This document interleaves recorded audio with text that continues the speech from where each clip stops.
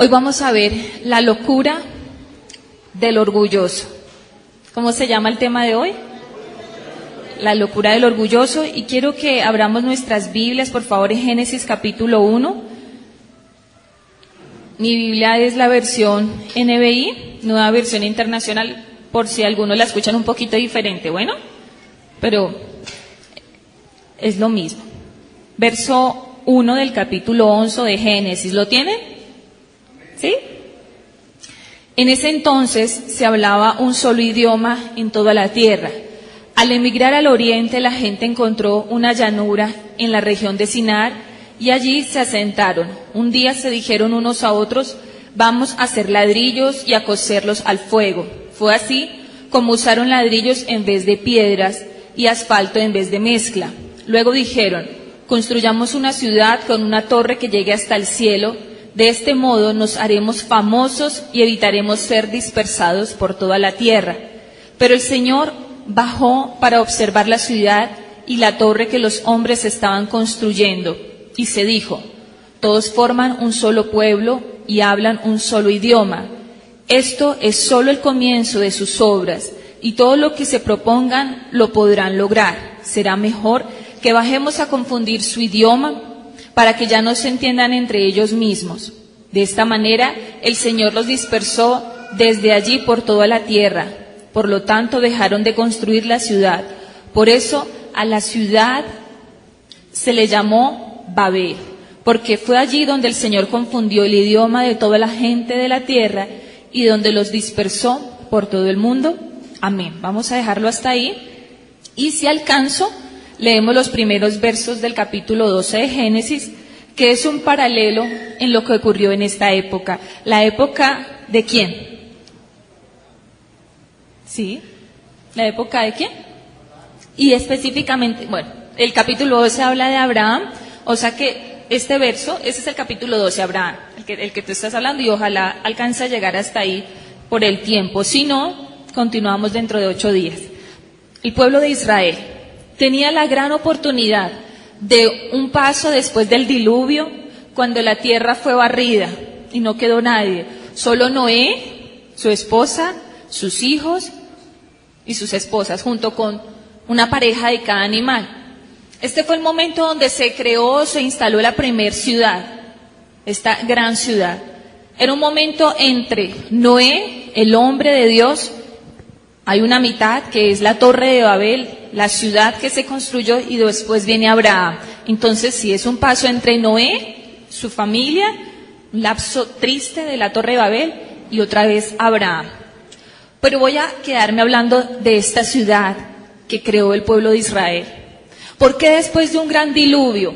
¿Por qué después de una situación tan difícil, tan traumática, que es ver toda la tierra consumida por el río, por las lluvias, por una inundación? ¿Por qué el pueblo de Israel tomó una decisión tan pésima? ¿Por qué?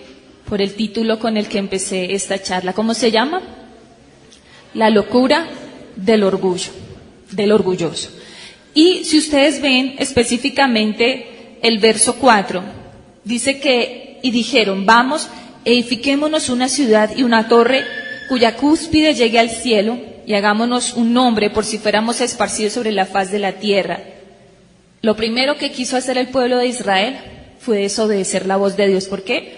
Porque si vamos al capítulo 9, me gustaría que lo leyeran conmigo. El verso 1 dice el Señor: bendijo Dios a Noé y a sus hijos y les dijo: fructificad y multiplicaos y llenad la tierra.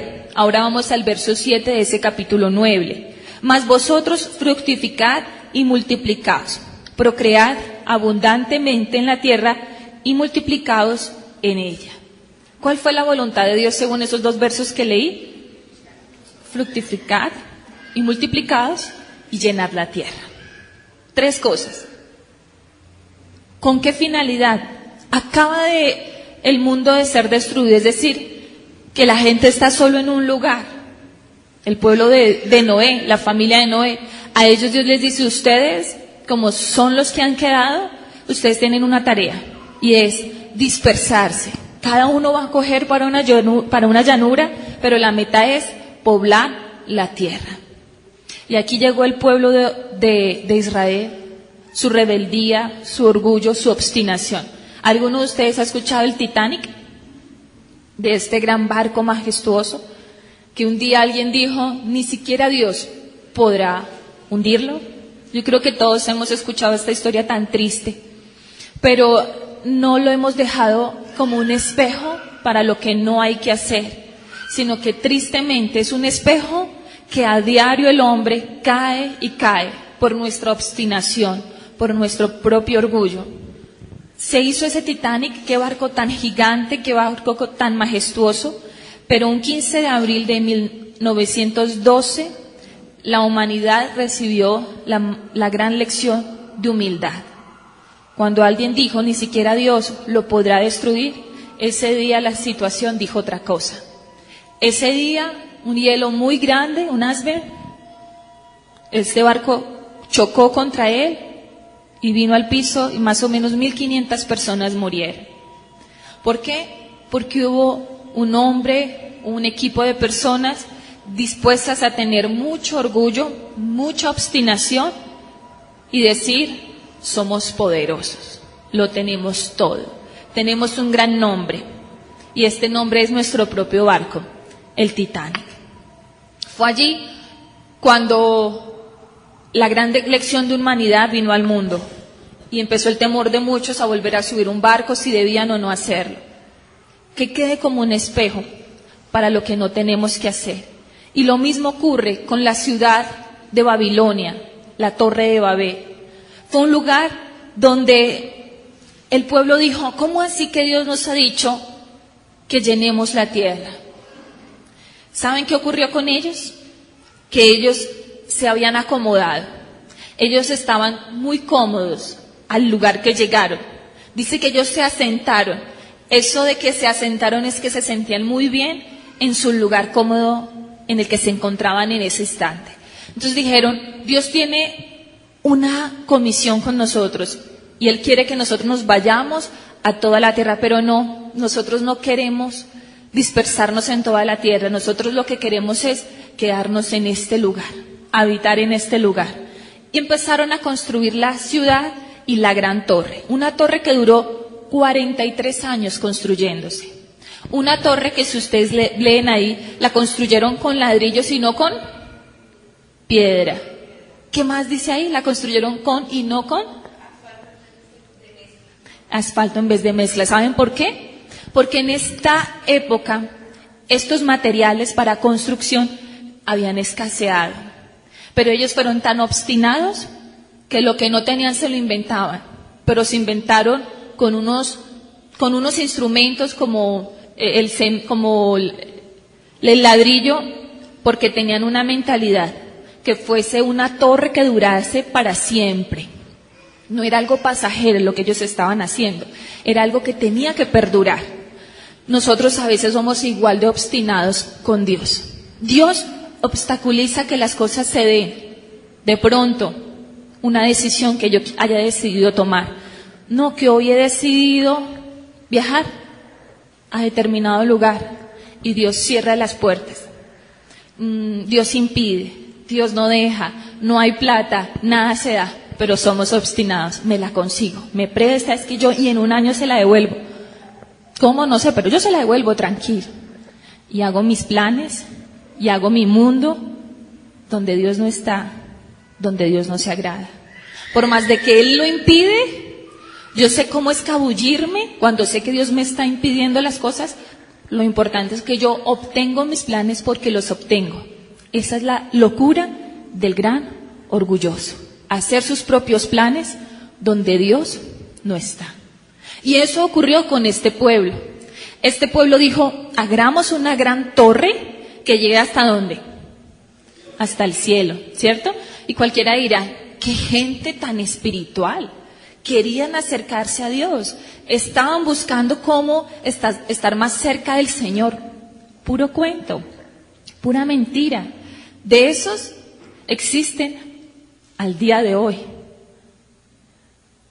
Ayer puse en mi Facebook algo que copié, que me encantó de alguien, donde para muchos, ¿quién es Jesús? Y vi que para los grandes predicadores de nuestra época, que han alcanzado muchas riquezas por la predicación. Ese es Jesús, el lugar de donde hay que sacar dinero. Y tristemente, para el pueblo de Israel, eso significaba la gran torre. Un lugar muy alto, para que sea construido en 43 años, imagínense en cuánto duraron. 500 metros de altura. ¿Pueden imaginarse ustedes 500 metros de altura a esa época? Hoy en día uno dice 500 metros de altura, pues, ¿cuántos lugares no lo tienen? Pero a esa época, con esa dificultad, ¿cuántos murieron construyendo esa gran torre? Imagínense ustedes, si hoy en día mueren teniendo tanta seguridad que los amarran por todo lado para, si se caen, los cogen. En esa época no había de dónde amarrarse, pero la construyeron con 500 metros de altura, con la gran disculpa de que esta es la puerta de Dios. Esa fue la gran disculpa de ellos, la puerta de Dios, el lugar que los acercaba más a Dios, supuestamente. Lo único que querían ellos en su época era hacerse un nombre, hacerse como las personas que todo el mundo iba a seguir. Ustedes saben dónde está la gran cúspide, pues ¿quién no la va a ver? ¿No ve que está a 500 metros de altura? Claro, todo el mundo iba a reconocer que ese pueblo era el pueblo prototipo a seguir. Dizque en su búsqueda de relación con Dios. ¿Me hago entender? Pregunto, ¿será que en nuestros días no ocurre lo mismo? ¿Será que en nuestros días no hemos caído en la misma desfachatez de creer orgullosamente que estamos enseñándole al mundo cómo buscar de Dios, cuando lo que estamos buscando es nuestra propia gloria, nuestro propio beneficio económico, nuestro propio nombre, nuestro propio emporio, nuestra gran torre? Construyamos nuestra gran torre donde nuestro propio nombre quede bien en alto y todo el mundo conozca que somos el prototipo a seguir. Es decir, mírenme a mí y no miren a Cristo. ¿Me debo entender? Eso ocurrió con la Torre de Babel. La Torre de Babel era el lugar donde todo el mundo iba a seguir a esos hombres, donde el mundo iba a imitar a esos hombres y ya no iban a imitar a Dios. ¿Y Dios se agradó? Dios dijo, ¿está muy bien lo que están haciendo? No. Dios dijo, desapruebo lo que están haciendo. Y en un segundo confundió sus planes. En un segundo los dispersó. ¿Vous comprenez, moi, ce moment? ¿Qué dije? ¿Qué dije? Understand me, please? Imagínense, en ese momento, imagínense, todo el mundo empezó a hablar, cualquier cosa podía hablar. Entonces todos empezaron, ¿qué es esto? ¿Qué pasó aquí? Nadie se entendía. ¿Podían ponerse de acuerdo en poner una piedra contra otra? Si el uno le decía una cosa al otro, decía, ¿usted qué está diciendo? ¿Qué me está hablando? ¿Está loco? Todos empezaron a creer que entre todos estaban locos, porque hacía un minuto todos hablaban, sí, la piedra, pongamos el cemento, listo, vamos bien, de un momento a otro, y todos empezaron a confundirse. Entonces se empezaron a apartar el uno del otro, porque no se entendían. ¿Y a quiénes buscaron? A los que se entendían entre ellos, ¿o no? ¿Cierto? ¿Quién habla más o menos así? Entonces empezaron a unir a ellos. Es decir que las lenguas es para estar orgullosos. Ah, es que yo hablo otro idioma. Yo hablo otro idioma, imagínense. ¿Es para estar orgullosos o es para tener una vergüenza? Porque fue lo que Dios tuvo que hacer para destruir el proyecto del ser humano, porque no querían obedecer la voz de Dios. La locura del orgulloso se hace creer más. Dice que porque tiene otras lenguas, cuando las lenguas lo que hicieron es Dios diciendo, destruyo esos planes porque no me agradan, me toca ponerles otras lenguas. En pocas palabras, fue un castigo de parte del Señor para que se hiciera su voluntad y no la nuestra. A veces Dios tiene que hacer eso, meterse en nuestros planes a la fuerza, porque Él los impide, ¿no? Que no hagas eso, como el papá con su hijo, que no hagas eso, que te vas a cortar, que si juegas con ese vidrio que está en la ventana te puedes cortar porque el vidrio está roto. No, pero uno es terco y mete el dedo a ver si es verdad que uno se puede cortar, y se corta, ¿cierto? Como nuestros hijos a veces, o como nosotros lo hicimos en nuestra época cuando fuimos niños. Entonces Dios, ¿qué tiene que hacer como los padres? Quitar el vidrio, ¿cierto? Y llevarlo a un otro lado para que uno deje ese plan y haga el plan de su papá. Así es nuestro Dios. ¿Será que a Dios le interesa que nos cortemos en ese vidrio? Que nos desgarremos y que de pronto nos llegue hasta acá y quitemos la vida. ¿Ese es el Dios al que servimos? No. Los planes de Dios son más altos que nuestros planes. ¿Saben por qué? Porque nosotros somos como los polluelos, picando lo que está a nuestro alrededor, que son pequeñeces. Y Él ve lo que realmente nos sirve y nos funciona, que son cosas que nosotros no podemos ver, porque miramos solo lo que está al frente y pensamos que eso es lo máximo. Pero el propósito de Dios es que sus caminos son más altos que nuestros caminos. Y es más grande lo que Él tiene para ti y para mí, de lo que tú y yo hemos pedido y de los planes que tú y yo hemos forjado. Un día alguien me dijo: Mayra, me obstiné con el hombre de mi vida, me obstiné. Yo sabía que con él no me tenía que casar. Y me aconsejaron una y otra vez, me decían: con él no te cases, él no te conviene. Pero ella me decía: me obstiné. Hasta que me casé, hice mi vida, tengo mis hijos. Ya han pasado 10 años. Y estaba segura que él no era el hombre para mí. Él me golpea, él me maltrata. Y solo porque estoy obstinada estoy con él. Y me buscó en estos días a decirme: ¿por qué no hice caso a quienes me aconsejaron en su época? El que decide es uno. El que decide es uno. Nadie decide por ti y por mí. Cada uno decide su futuro y su vida. De seguro Dios tenía un propósito perfecto con el matrimonio, ¿o no? ¿Será que Dios no tiene un propósito perfecto con el matrimonio? Dios lo tiene.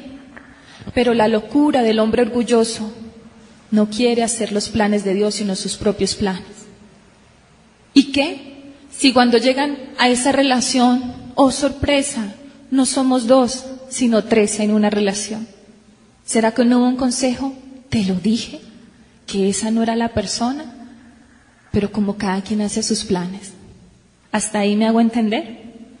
¿Hasta ahí Dios habla a través de su palabra? Me hago entender porque a veces uno no se hace entender bien, por eso hago la pregunta. Pero eso es lo que hoy Dios quiere decirnos. Tenemos planes. La pregunta es: ¿en esos planes está Dios? ¿O esa es la perfecta voluntad de Dios? ¿Los planes que tú te has proyectado? ¿O sinceramente en tus planes no está Dios y haces lo que bien quieres? Hay una pareja que decidió también hacer su futuro y yo no sé si es la voluntad de Dios o no. Yo personalmente no la sé. Pero hoy en día, después de tenerlo todo, hace un tiempo atrás, su casa, su carro, su comodidad, hoy en día no tiene nada.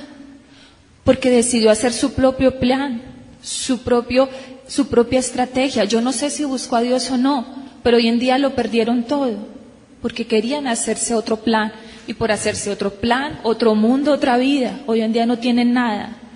La pregunta es: ¿será que están haciendo la voluntad de Dios o no? ¿Le preguntaron a Dios si tenían que hacer eso o no?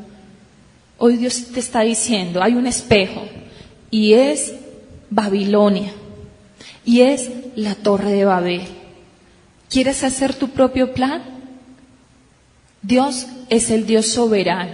Dios es el Dios que todo lo puede. Y Él, como un papá con amor, te va a estar poniendo cosas para que no lo hagas si no es su voluntad.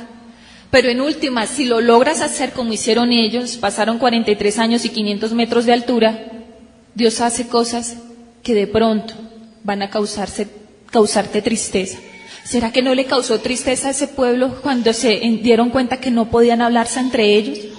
Cuando se dieron cuenta que no se podían comunicar y que tuvieron que esparcirse. Aún, así nos cueste, su voluntad se cumple por encima de la nuestra. ¿Saben por qué? Porque el Padre que ama nos cuida. Si no nos amara, dejaría así que nos destruyéramos nosotros solos. ¿Amén? Por eso me impacta tanto este pueblo. Dios te está hablando de una y de otra manera. No resistas la voz de Dios. las circunstancias te lo han estado diciendo. Si se te ha acabado la piedra, ¿será que no ha sido Dios que la ha hecho acabar?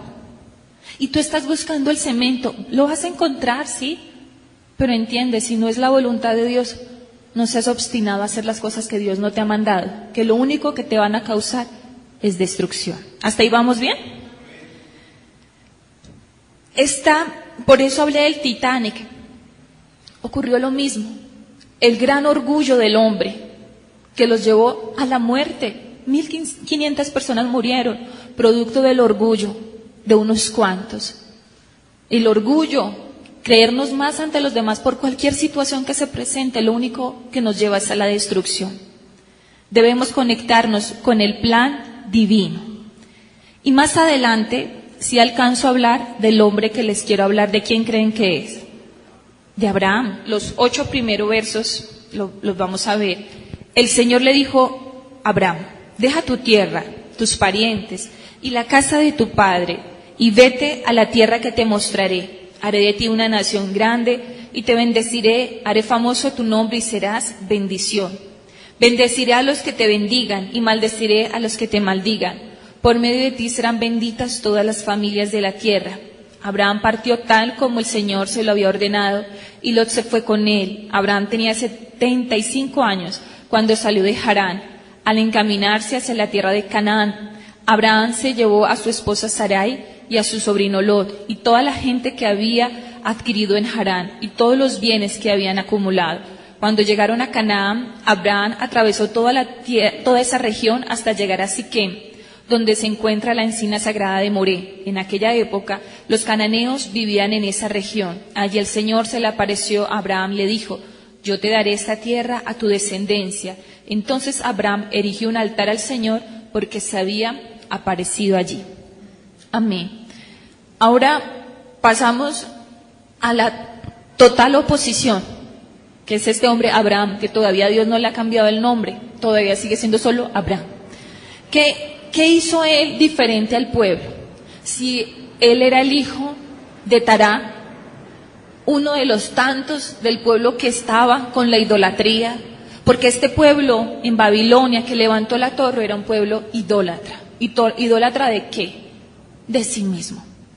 Es ese tipo de gente que les gusta que todo el mundo los conozca, tener un nombre, tener fama, tener gloria. Por eso erigieron esa torre, porque así van a ser los más conocidos en todo el mundo, en toda la época.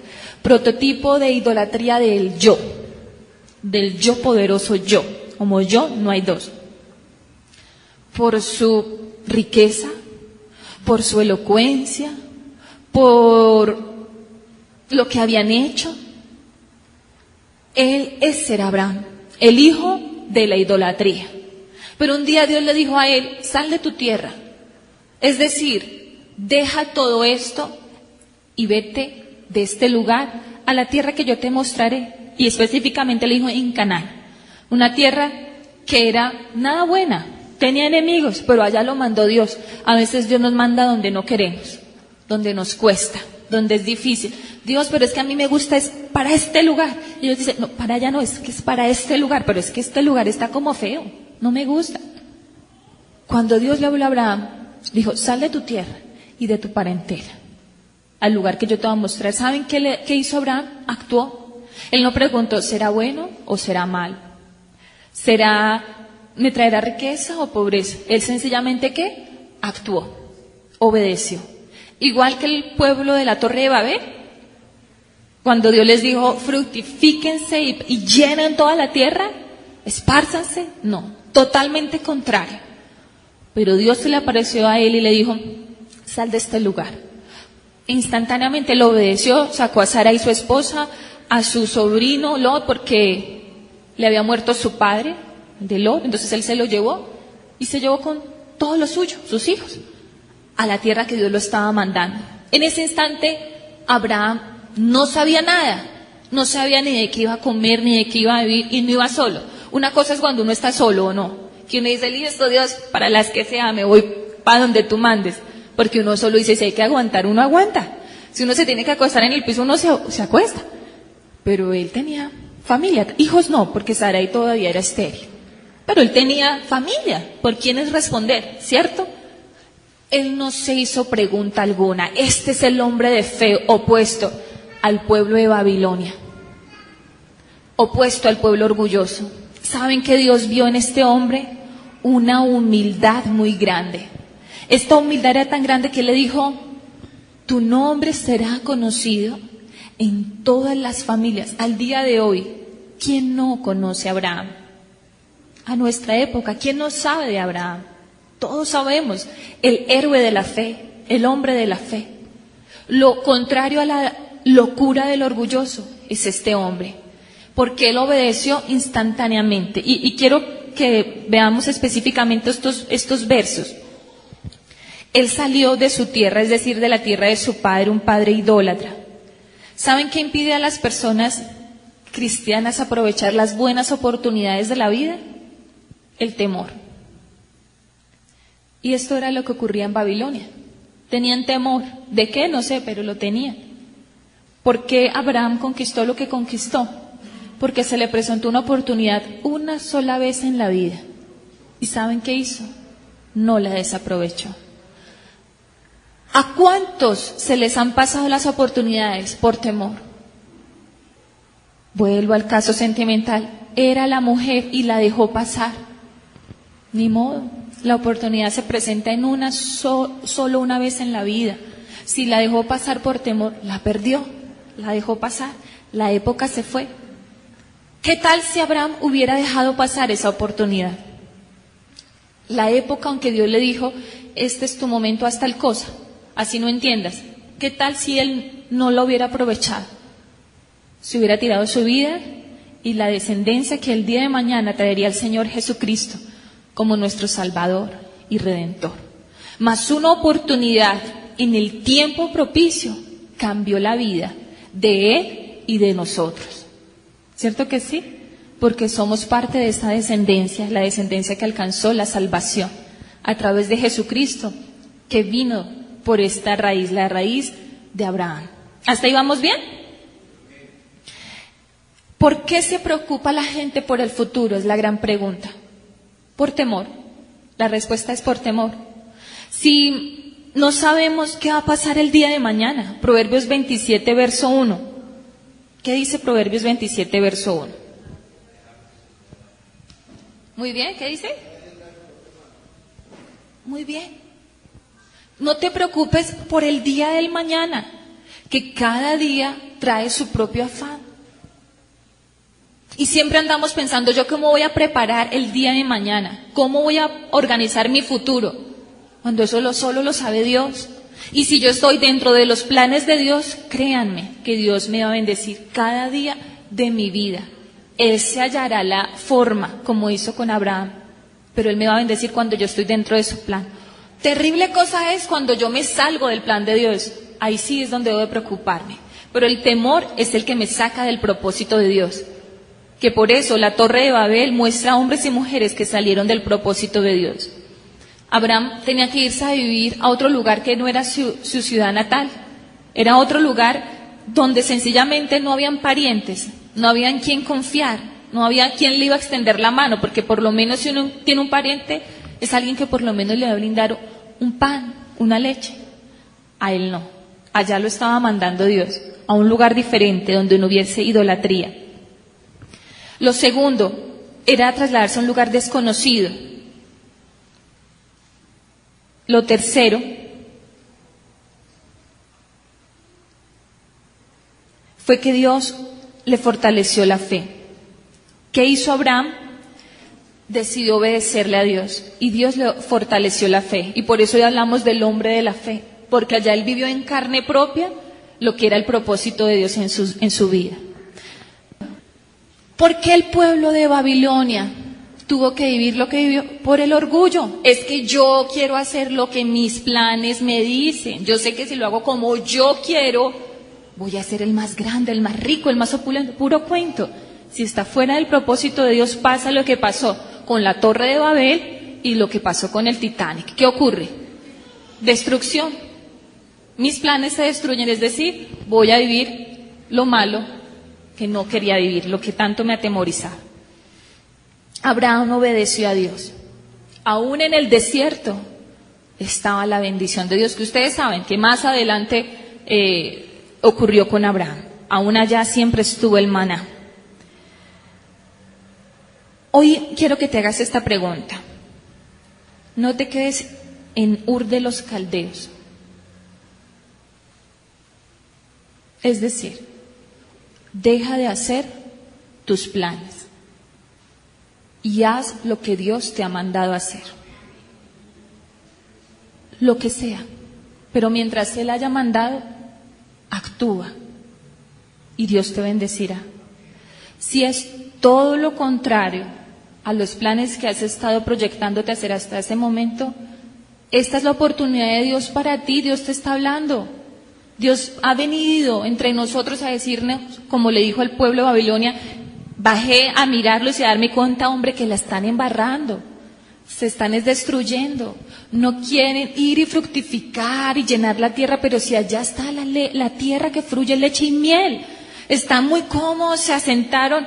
Peligro, se van a destruir entre ustedes, porque el día que no tengan comida, porque se les acabó por asentarse aquí, se van a matar entre ustedes, están peligrando.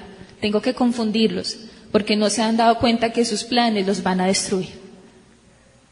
Si tienes que hacer todo lo contrario a los planes que estás haciendo hasta el momento de hoy, aprovecha, Dios te está hablando. Que después no sea de que, pero me lo dijo y yo no obedecí. Como los niños, que papá y mamá les dan por la colita porque, hombre, si se va a la calle solo y se cruza la carretera, el niño es terco, es que yo me cruzo la carretera porque rico cruzarme la carretera. Los papás saben, viene el carro, se me lleva a mi hijo, ¿cierto? Entonces, que por la colita a ver si entiendes, porque el niño no entiende. Nos pasa lo mismo a nosotros, que somos tercos, no otra palabra, tercos. Nos cruzamos las avenidas porque es que vamos a llegar al otro lado. Claro, vamos a llegar al otro lado, ¿cierto que sí? Y como Dios sabe lo que tú y yo no sabemos, Él sabe que si nos bendice y que nos destruye, obedezcamos, hagamos la voz de Dios. Amén. Pongámonos en pie. Deja de hacer tus planes y haz los planes de Dios. Amén. No te habló Mayra, créeme. Busqué escuchar la voz de Dios en esta semana. Pregúntenle a los niños a ver qué les están predicándole a los niños. Les están hablando de la Torre de Babel. Y díganle a los niños a ver si entendieron, y les aseguro que de pronto entendieron todo y van a hacer la voluntad de Dios. Pero nosotros que somos orgullosos y tercos, buscamos ladrillo y nos quita las piedras para que no hagamos nuestros planes y nosotros seguimos buscando el ladrillo, ¿cierto? ¿Queremos la bendición? Busquemos el propósito de Dios en nuestra vida, que es tal vez algo muy sencillo y muy bobo en la vida, pero a veces por lo bobo dejamos pasar las mejores oportunidades de la vida. A veces nos distraemos con cosas del más allá y de pronto están en nuestros pies, más cerca de lo que nos imaginamos. Amén. En todas las áreas que Dios te haya hablado, no seas terco, busca hacer la voz de Dios. Amén. Señor, hoy te busco con todo mi corazón. Mis sueños están en tus manos, Señor. Mis sueños están en tus manos, Señor. Hoy que ya no sean más mis sueños, mis planes, mis estrategias, mis propósitos. Quiero hacer la gran pregunta: ¿cuál es tu plan para mi vida? ¿Cuál es tu propósito para mí? Yo quiero ser como Abraham. Quiero aprender a tomar la decisión y no dejar pasar la oportunidad de mi vida por querer tomar mis propios planes que me llevan a la destrucción. A veces pensamos que lo que tú nos das son migajas, cuando tú eres todo lo contrario. Tú eres el Dios Papá que nos das en sobreabundancia, Señor. Hoy reconozco que me falta tanto para ser como Abraham, Señor. Me falta tanto, Señor, para ser como Él.